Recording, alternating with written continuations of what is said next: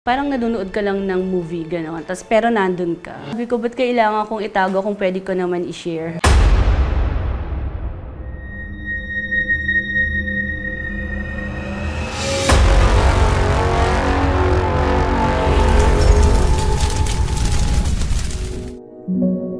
Magandang araw po mga ka-PTV. Malagayang magbabalik po sa ating channel at welcome back na naman po sa ating lahat.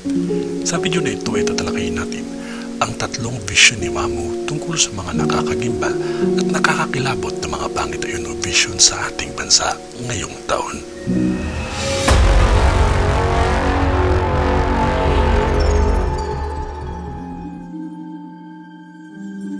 Naglabas ang tatlong prediksyon si Mamu tungkol sa mga dilubyo at trahedya na magaganap. Ito ay pinost niya sa kanyang social media account pagtungtong ng buwan ng Marso. Kilala si Mamu sa Pilipinas dahil sa kanyang mga nagkatotoong mga premonisyon, kagaya na lamang ng pagsabog ng Bulkang Taal, mga malalakas na bagyo, pati na din ang mga dinanas natin na lindol ng Pilipinas ay kanya ding nahulaan. Si Mamu ay isang prophetic witch. Ang ibig sabihin ay ginagamit niya ang kanyang pagiging witch para makita ang mga mangyayari bago pa ito maganap para makapagbigay ng babala sa mga tao. Kaya pakinggan po natin ang vision ni Mamu. Vision sa tubig. Isang sasakyang pandagat ang lulubog na ikakasawi ng maraming tao sa gawing romblon ko ito nakikita. Sa pandaigdigan, isang cruise ang lulubog.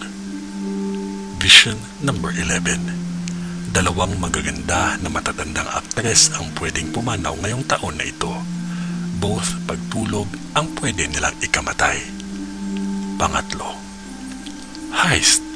Isang malakas na paginig ang nararamdaman ko. Hindi ko malukid kung Mindanao o Visayas, pero ramdam ko ang pagbitak ng lupa at pagdagundong ng mga bato. Cebu. Hahagupitin kayo ng malakas na bagyo. At kinakalungkot ko ang mga pagguho na mararanasan ninyo. Same as sa Palawan, may nakikita akong pagguho na pwedeng kumitil ng mga tao. Bohol, isang malakas na lindol ang pwedeng mangyari sa inyo. Mindanao, dadanak ng dugo. Hindi ko alam kung saan manggagaling pero yung nakikita ko madaming iiyak. May malakas din na lindol at mga pagbaha ang nakikita ko sa inyo. Babala lang ito. Mag-iingat lagi. Kung ano man yun, wala pa ding makakatalo sa taimtim na panalangin natin sa Diyos na amang makapangyarihan sa lahat. Sa Kanya tayo magdasal ang pagtiwala para iadyan niya tayo sa lahat ng kapahamakan, dilubyo at mga pangit na ito. Maraming salamat po sa inyong panonood mga ka-PTV. God bless po sa ating lahat and stay safe po.